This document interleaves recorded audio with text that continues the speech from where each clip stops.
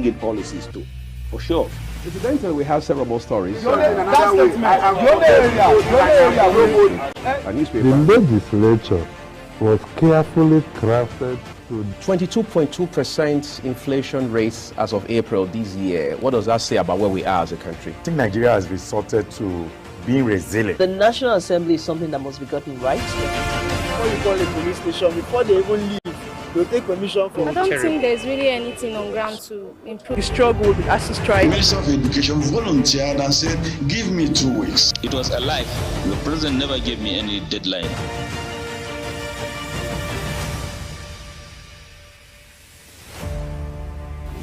This is beautiful. Welcome to Global Morning. A very good morning to you. Thank you for joining us here on Global Morning. I'm Uyag Mofwegbe, and this is Global Television. We're live in Nigeria's capital, Abuja. Kemi Asheko is back on the show. Back on, well, I never left, so to speak. Well, you activated a bit of hiatus, didn't you? Well, so sometimes you have to attend to a few things that you cannot do without being there. All of that had to happen, Right. But it's good to be back. It's good to see you. You're looking fresh. I should have said so. Well, I've been eating right. Okay, so it's a great day. Yesterday was a very big one. It was spectacular, not just for the Nigeria's legislature, but also for Nigeria as a country, because a very pivotal part of our democracy actually made history yesterday. Forget all the controversies that came with it. Forget the drama. The fact of the matter is the 10th Assembly, as we know it, is now in gear, and people say it will get in full throttle going forward, starting today. But again, that actually has so much of implications for us as a country. Kemi and I will take our time to look at some of those implications and see how much of advantage this brings for Nigeria as a country. But quickly, we want to take a break now, and when we return, we'll be looking at the papers for you. Stay with us. Welcome to Global Morning here on Welcome to the AM News. The death toll from flooding. Most time our politicians just bring in policies too, for sure. Incidentally, we have several more stories. the legislature was carefully crafted to 22.2% inflation rates as of April this year. What does that say about where we are as a country? I think Nigeria has resorted to being resilient. The National Assembly is something that must be gotten right. Before you call a police station, before they even leave, they'll take permission from I don't think there's really anything on ground to improve. The struggle, the ASU strike. The Minister of Education volunteered and said, give me 2 weeks. It was a lie. The president never gave me any deadline.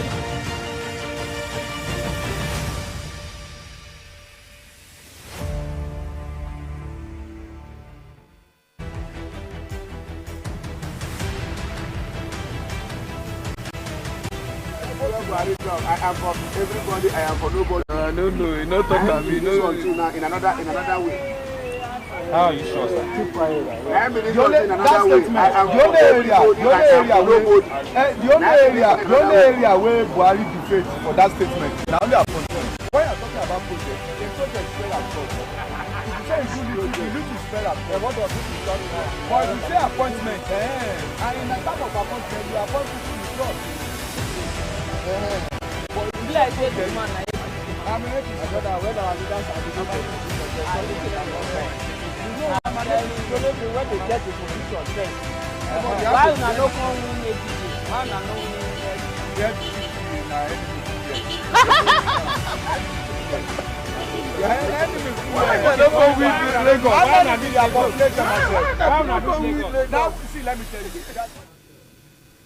Thank you for staying with us, everyone. So let's turn to the papers for you quickly. We begin with this day newspaper. Several headlines there, but the big one here says Tinubu, Akpabio, Abbas's emergence, good development for Nigeria. A couple of riders accompany that headline. Says it's time to get on with serving the people.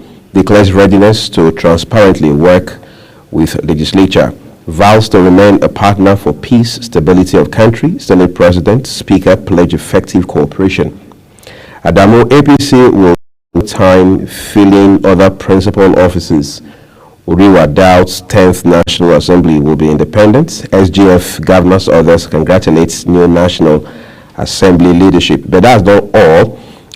Just a little above the nameplate of today's this day newspaper, Ondo Governor Akeredolu Rice Assembly hands over to Deputy flies out of for treatment. Okay, that story actually broke yesterday. Some people will say it's been a long time coming, but it has eventually happened. Right there it says state legislature confirms governor's letter for medical leave. So I'm going to turn to Kemi quickly now. Let's begin with yesterday. I mean, I don't know where you were yesterday. I don't know if you were. Of course, I believe you were following the proceedings yesterday. Well, as a news person, current affairs, you must follow what is going on. Right. So what part of it surprised you?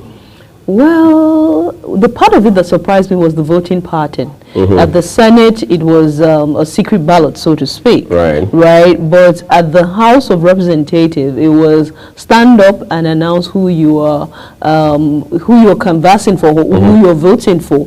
And there was the video of a particular member of the House of Representatives who actually then said, "My heart is with Right Honorable Idris Wase, but my vote goes for Tajudeen Abbas." And that explains what you mean by party supremacy at the end of the day, because when the party speaks, then whatever the party says, if you do not follow it, if it had not been an open voting system, so to speak, you will have quite a number of people who will decide that, hey, since it's secret ballot, I can put in for Wase. But the moment they made it an open ballot thing, anybody who stood against the candidature of Tajudeen Abbas will get to face the music, because that of course means that if Tajudeen Abbas should emerge, which it was obvious that he was going to emerge, that house will not contain both of you, and you may not get some of the juicy positions that may be available. So I think that was the part of it that shocked me, and that's the part of it that you then understand that regardless of how you feel or what you feel, once the party takes a decision, you must align. I think that's the part of it for me that was really very interesting. I like the fact that people are now beginning to realize that the leadership of the party cannot be taken for granted.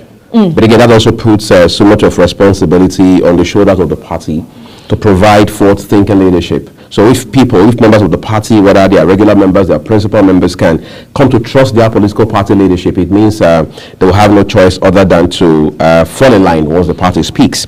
But there's this story that also came out from Ondo State about the governor, Akeredolu. All right, foot dragging supposedly in relinquishing power to his deputy. While he was planning his medical trip abroad. Some people say he should have taken a cue from the likes of Gordon Obaseki, who would, at the snap of fingers, transmit powers to his deputy, Honorable Philip Shaibu. I mean, what does this say about the issue of power? The thing is, I'm not too certain that there was the foot dragging part of it. I'm sure that, when a person has issues with their health, for a very long time, you continue to convince yourself that you are fine, that you can make it through, that you can succeed, that this thing will not take you under, that somehow you will, flip to the other side of a better health, and so it's not foot dragging per se. It's about you trying to make that decision. Is it time to hand over yet, or it's not? But one thing is clear, Governor Akeredolu does need some medical attention. We can only pray and hope that he will go and return, in better health. The deputy governor has taken over as the constitution, demands, and let's hope that the governor will come back in, a good peace, and the deputy governor will also do as should for the states, while the governor is away. Right. And then there's this sad one again from this day newspaper this morning. Front page says Kwara boat mishap claims 100 lives. Yes, that actually happened yesterday, and it's been a very sad. Some people say it's a black Tuesday for the people of Kwara State. That's rather unfortunate. One of the challenges, that the fuel subsidy has brought upon us is the fact that these days people do not people want to save on fuel. Anything that means that they should not, be using fuel, people would rather use it. However, one will hope that like the Kwara State will take a cue from Lagos, learn one or two things from Lagos with regards to what Lagos is doing with water transport and all of that. So with water transport, Lagos has a regulatory agency, a regulatory body. It's owned by the state itself, and it determines that the safety, all the safety measures are being put in place. Kwara may not have as much money as Lagos, but with the fuel subsidy thing, it's obvious that all states must start thinking outside the box on ways to move their citizens safely and cheaply. We condole, we send our condolences to the people of Kwara.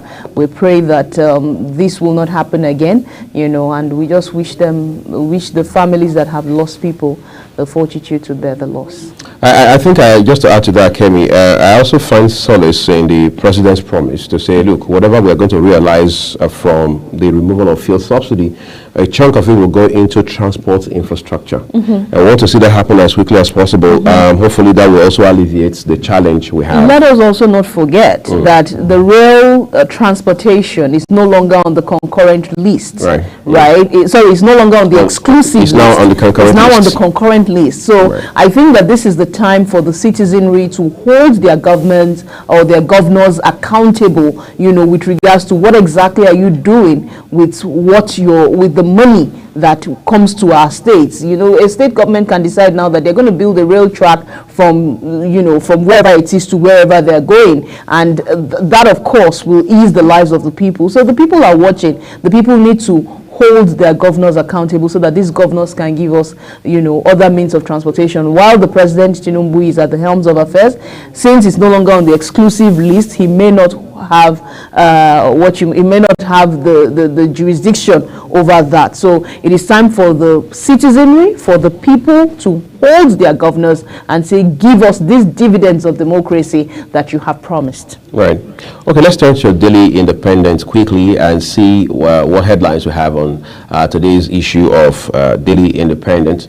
Of course, as expected, the inauguration of the 10th National Assembly is still replicated across papers. Akpabio asks senators to put national interest first at all times, outlines focus areas, calls for unity of vision with Tinubu. Abbas promises to lead the house that all will be proud of, vows he won't be a rubber stamp house of Rep Speaker. But then there is this one just at the bottom. It's time to move swiftly with business of governance. Tinubu then has a rider that says, congratulations Akpabio, Abbas, Barau, Kalu for emerging NAS leaders. Now, when you take a look at the left hand of the front page of today's Daily Independent, what do you find? A bunch of headlines there. INEC failures, violence, voter fraud, suppression, March 2023 polls. International observers. You will find details of the story on page 7. INEC chair to testify for Atiku in petition against Tinubu. All right, tomorrow. That's also on page 6. Akeredolu transmits power to deputy heads abroad for treatment. You will find details of the story on page 29 of today's Independent, Daily Independent newspaper. And then lastly, court orders arrest of police IG, force secretary. This is not the first time we will see an order. Court's order directing the arrest of the IG. But Kenny wants to say something quickly. Yeah, I want to talk about the fact that the President Bola Ahmed Tinubu has said that it is time to move swiftly with governance. Right. In less than 15 days, the President has shown some leadership. That the people are wondering, even some of the people who may not have voted for him are wondering why they did not. So much has happened in less than 15 days. The student loan bill, the electricity bill, and for some of us, we are taking a look at the manifesto. What did it say in the Renewed Hope Action Plan, and where are we as we speak? So in 15 days, we have seen some action with regards to the student loan, tick. In 15 days, we have seen some action with regards to the electricity bill, tick. And for us to move swiftly with governance, this the Senate is in place, the House of Rep is in place, and these are the people who will determine some of the other nominations for positions that the president will put in. And the earlier we start, the better. 4 years might look like a long time, but in the next few months, you will just see that the 4 years is gone, and we hopefully will have moved so fast within those 4 years to be able to say, okay, where are we going, in the next 8 years? So one can only commend the president and hope that he would, continue to move as fast as he's currently moving, so that we can move the nation forward. Nigeria is really, really, really not where it ought to be. The world has gone very fast ahead of us. So as we are trying to play catch up, the last thing we want to do is to slow down on playing catch up. We need to be very fast, and luckily we have a president who has hit the ground running. Let's hope for more as we go on. All right, so on that note, we want to take a look at more headlines for you as well, just before we take a break. But let's look at the Nation newspaper quickly, all right? We're looking at the Nation newspaper now. One big story here again is about yesterday's National Assembly, the 10th National Assembly inauguration. Akpabio Abbas stepping as Senate President, Speaker. All right, you have that. What else do you have? Just above the nameplate, it says, when you look at the top left corner, financial markets rebound on the Emefiele's suspension. Okay, that story is on page 29. Naira firms up. What's more, equities make 1.215 trillion naira gain. And then when you look at the opposite side, above the nameplate, Jonathan visits Tinubu, 103 dies, 70 missing in Kwara boat incident. Akeredolu on medical leave. Before we take a break, Kerry, let's look at how the suspension of the CBN governor is now impacting markets, and all of the reactions we're seeing. From what I saw, the suspension of the CBN has made the financial markets go on a bullish run, the highest it has gone since 2008. Right. And that says a lot about the right people in place, the right person in place, because if the investors had seen and noticed that the CBN governor being there, had made our financial markets almost, I don't want to use the word moribund, but had made our financial markets slow, and it has been bearish all along. Okay, so with what we have now, is going bullish. It shows that the investors are happy with the decision that has been made by Mr. President, and that that the suspension of the CBN governor was the most important thing to have been done, so to speak. It's almost unbelievable to think that 2023 to 2008, that our markets have not risen that high. So 2023 to 2008, yes, 2008 to 20. Yes, yeah. that our financial markets have not risen as high as it currently. That's actually 2018 to 2023. It's a 5-year window. No, it says 2008 to 2023. Yes, to 2023. That's the highest our financial market has been since the last time it was in 2008.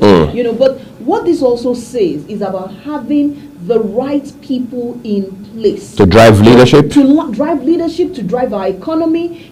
Because the investors are watching. The investors know when we're getting it right and when we're getting it wrong. As soon as they had the ex-CBN governor or the currently suspended CBN governor, in place, they knew to go bearish on us. And so this is a welcome development. We're hoping that, that when the next CBN governor, if this one is, beyond the suspension, is taken out by the National Assembly, because the president himself can only suspend. Yeah, he needs to have recourse to the law. He cannot outrightly sack. So if this person goes completely, let's hope that the next person that will man the CBN in itself, will be somebody that we can count on, that the investors will be proud of, and they will be willing to bring their money into our economy, to grow the economy for a better Nigeria and for a better economic standing for our people.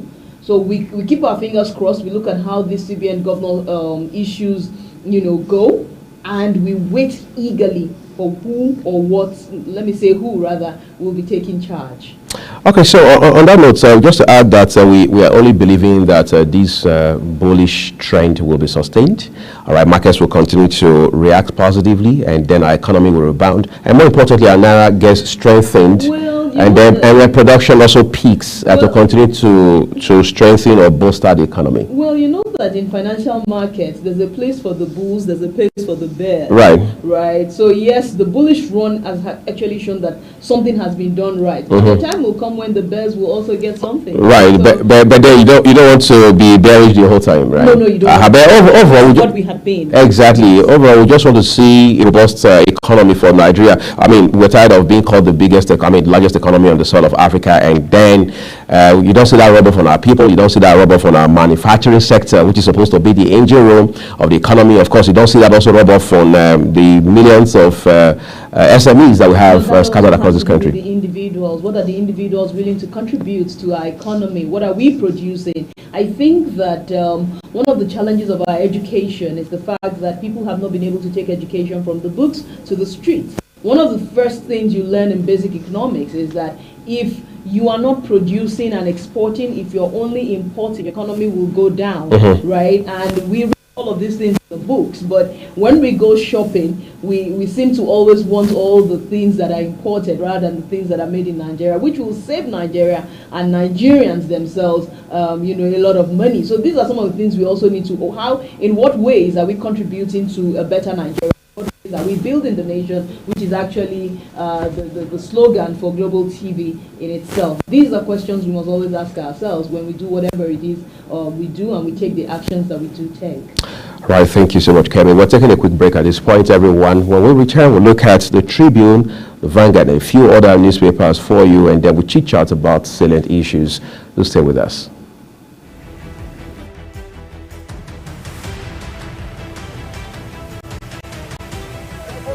I am for everybody, I am for nobody. No, you not talk to me. No, in another way. How are you sure, sir? Keep quiet. I am in another way. I am for everybody, I am for nobody. The only area where Buhari defeat for that statement, now they are appointed. When you are talking about project, the project spell at God. If you say you need to spell at God, what does this mean? But if you say appointment, and in the type of appointment, you appoint people in God.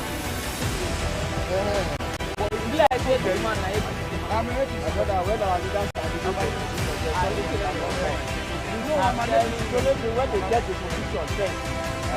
una no come win APC? Why una no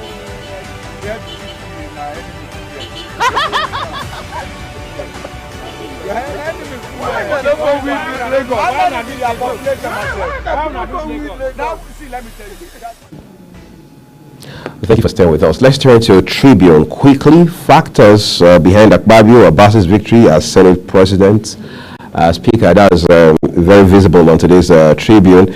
I will be transparent with NAS leadership. Tinubu, how lack of consensus on Deputy Speaker slow to be stabilized. G6 aspirant. We will stand against an executive move, not in public interest. Abbas, we pray the will to be able to do that. But above the nameplate, boat accident claims 103 lives in Kwara. We brought you that very pathetic story earlier.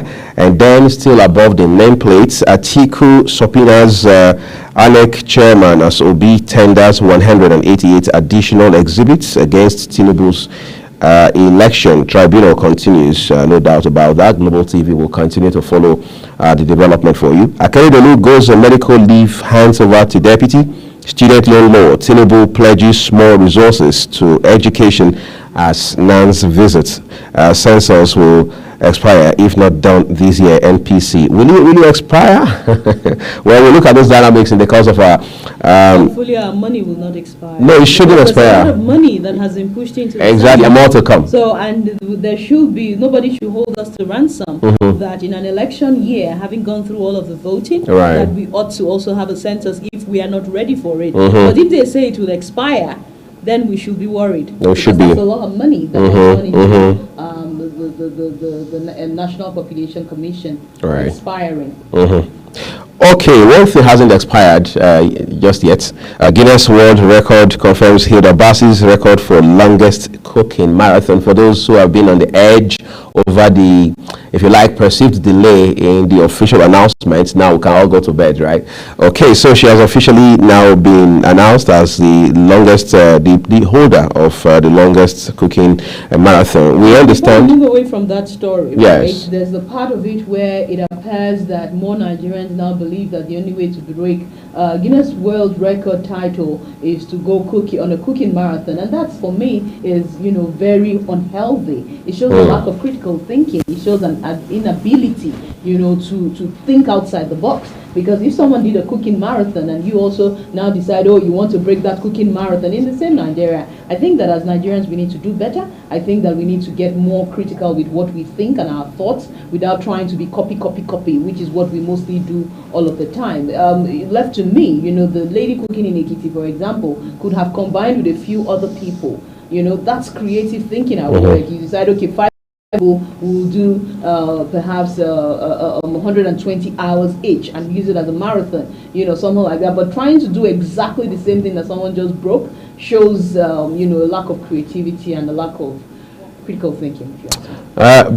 But two things. I heard the lady now, Chef Dami, I guess you're referring to in particular, has said that she's not necessarily doing this for the Guinness World Record. However, it casts a shadow of doubt on our ability to be creative with our thinking. And for all those who are also toeing that path, we can do better, like Kemi said. We can expand our thinking. There's another person in Ibadan now who's saying that he wants to break the 120 hour record. That he wants to break the 120-hour record now, you know, and that says a lot, you know, about the fact that we really need to do more as a people, you know, and with how we think, right? Okay, right. Having said that, let's also be clear, all right? There are several other things we can do, but in any case, I'm not sure DJ Copy had to copy to use Kemi's term to get to where she is today. All right, so let's bring some ingenuity. DJ Copy's dad is well. You know, all right, so I'm sure we will get creative. There's a story on the Nigerian Tribune that for me is both hilarious and worrisome. It's a Bulkachua story why Tinubu must fundamentally cleanse the system by Olisa Agbako. You would recall that while they were doing the valedictory service for the Senate, the Ninth Senate, the Senator Bulkachua got up and said something about his wife, who happens to be a justice or a judge, you know, and, you know, had something to say about his wife having helped people or something. And that was quite worrisome, so to speak. And I recall that the Senate president at that time, the Senate president of the Ninth Senate, actually did say that he thinks that was not the right place to say the things that he was saying. But that puts a fundamental blight, so to speak. It puts a blight on the justice system, on the judges and all of that. You know, it says a lot about what is going on in the judiciary, which ought not to be. Right. If you say, oh, my wife, Justice Bulkachua, and they had to silence you, you know, it says a lot about what should not even happen in the... I don't know, did you ever read the book Incorruptible Judge? Yes, Incorruptible Judge. That's cool. That book gave something very powerful about judges. You know, that you'd expect that a judge is pristine, you know, next to an angel, you know, a judge should be seen, you know, as very pristine. But from what we are hearing now, it doesn't feel that way anymore. You know, I spoke with a very revered, far senior colleague, a veteran, like we call them, in this space of ours, 4 or 5 years ago, and he told me something. He said, look, he said, when he was growing up, you won't see a judge outside of his house sitting. You won't see a judge at social events. That judges were literally adored.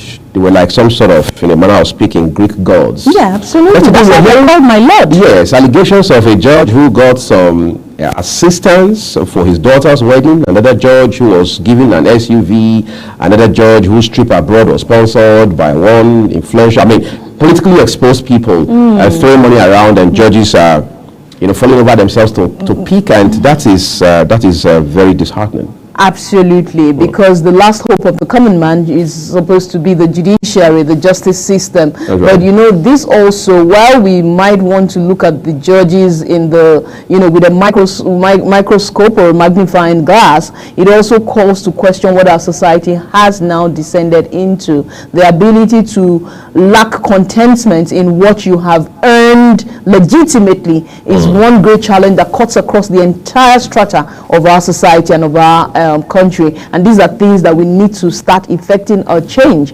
about.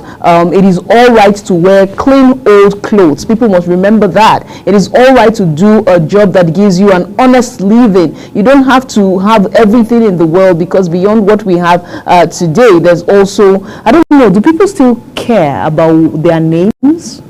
Well, when I was growing up, they used to care a lot. Your family used to warn you, don't bring shame to our name. We have a name, we're protected. I mean, transgeneration. So you don't want to be the person who makes a barbecue of it. But these days, I'm not sure that's a value we hold so dearly to our hearts. And that's something we need to get back to.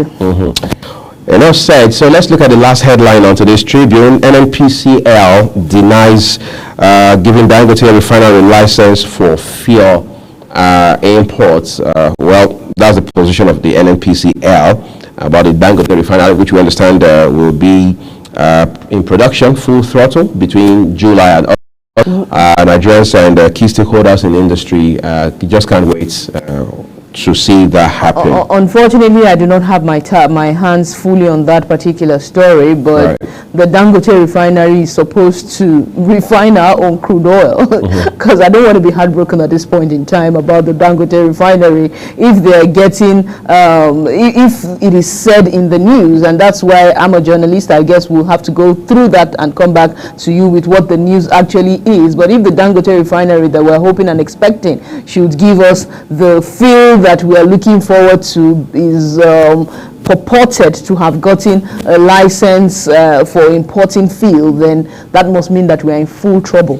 So I'm glad that the NNPCL have risen to the fact that they did not you know, give any license for such a thing, and we're hoping that this fact holds true to the bottom of the ladder, and that indeed Dangote Refinery does not have a license to import fuel. That's right. Okay, so let's take a look quickly at the Vanguard newspaper this morning. The Vanguard says 10th NAS how Akpabio Abbas flood opponents. Some persons have, for whatever reasons best known to them, referred to those so-called opponents as rebels of the APC, but then they would always say it's a family matter. So you won't be there family affair when they hold those meetings where they will resolve. Okay, so let's see above the nameplate now. It says Nigeria's oil output rises 15.6% to 1.3 million barrel per day. What else? Some Nigerian returnees from Libya came without kidneys. What else? Okay, came without kidneys, bowels. That's according to NAPTIP. That's bile duct. Yes. Whatever happened to those? I mean, these are vitals. They must have been arrested. That's what it means. And this is a call to everyone who's thinking of the Japa way, the Japa that's our term for leaving the country, right?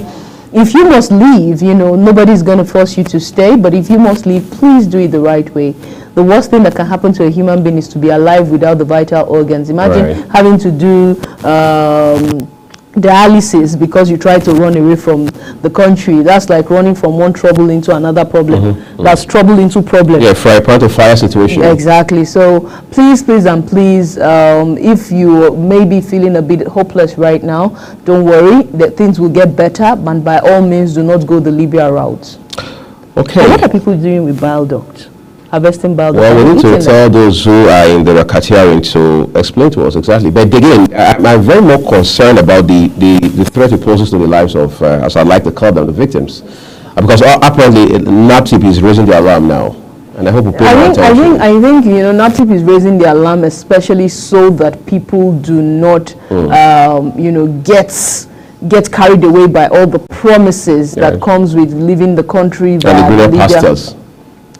The funny thing is, I personally think that if you work you know, and if you ask, you know, whatever God you worship to direct you as to how to succeed in Nigeria, somehow a way will be open unto you. But as it is with human lives, there are the ebbs and the flows. There's a time for you to rise and make money. There's a time for you to calm down and, you know, just experience life that you're experiencing. So whatever will make anybody want to leave Nigeria via the Libya routes, please, here at Global TV, we love you, we believe in you, and we hope that you will not do it for the benefit of yourself and those who love you.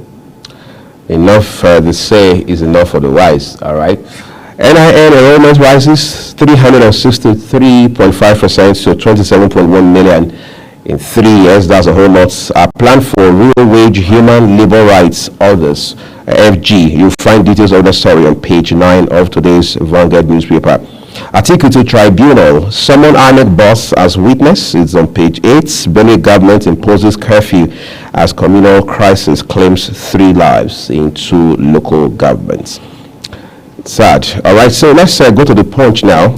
Just the penultimate before we're done. Okay, the Punch has a bunch of stories as well, but let's look at the headlines for you. Above the nameplates says governors mourn as 103 die in Kwara boat tragedy, and then when you look at the opposite side of it, still above the nameplate, classified documents, Trump aide arrested, face 37 counts charge. That happened in the state of Miami, the state of Florida, in particular Miami, yesterday. I don't know how much of a fan of Trump's that Kemi is, but I'm sure being the professional that she is, a thoroughbred one, I should say, she's been following American politics. Well, I try to, but it's neither here nor there for me.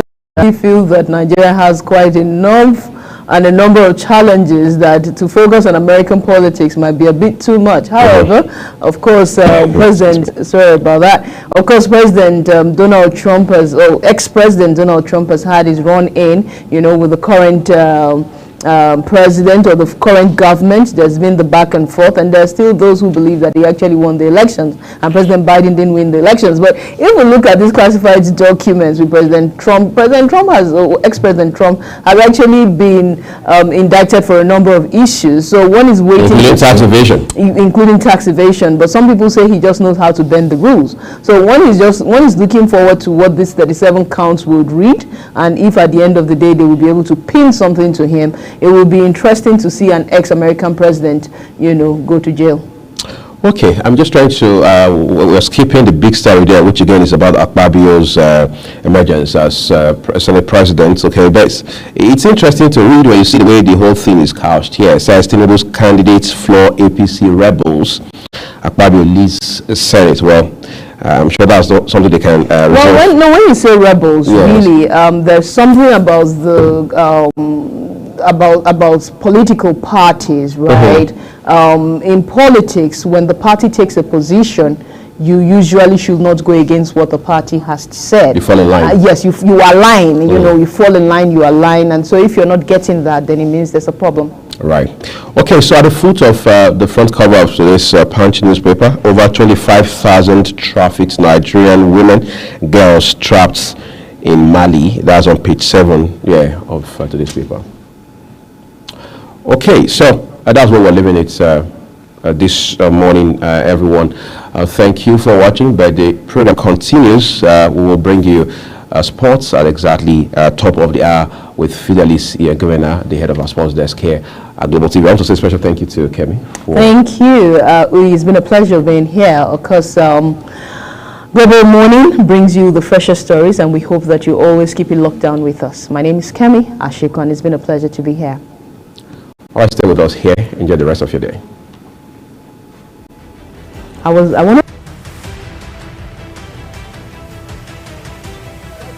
I am for everybody, I am for nobody. No, you not talking to me. No, in another way. How are you sure, sir? Keep quiet. I am in another way. I am for everybody, I am for nobody. The only area where Buhari defeat for that statement. Now only upon when you are talking about project, the project is well as well. If you say you need to say what does this